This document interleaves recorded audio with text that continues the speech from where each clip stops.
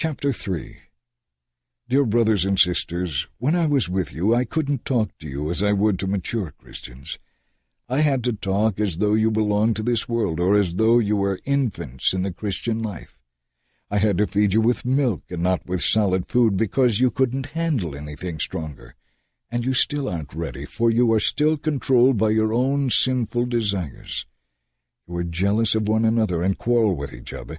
Doesn't that prove you are controlled by your own desires?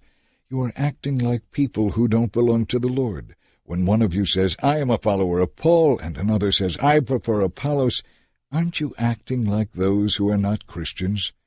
Who is Apollos and who is Paul, that we should be the cause of such quarrels? Why, we're only servants. Through us, God caused you to believe. Each of us did the work the Lord gave us. My job was to plant the seed in your hearts, and Apollos watered it, but it was God, not we, who made it grow. The ones who do the planting or watering aren't important, but God is important, because He is the one who makes the seed grow.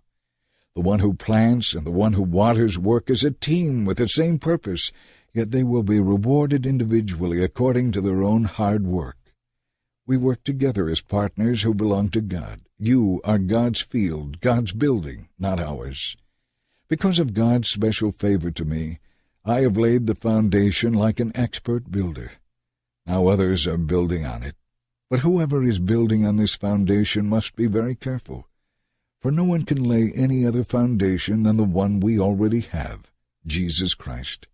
Now anyone who builds on that foundation may use gold, silver, jewels, wood, hay, or straw.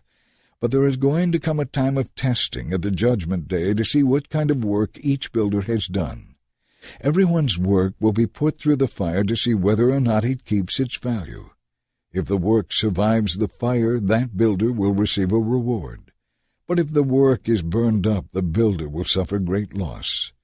The builders themselves will be saved, but like someone escaping through a wall of flames.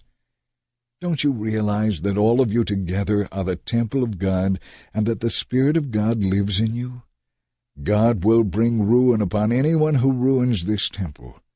For God's temple is holy, and you Christians are that temple. Stop fooling yourselves.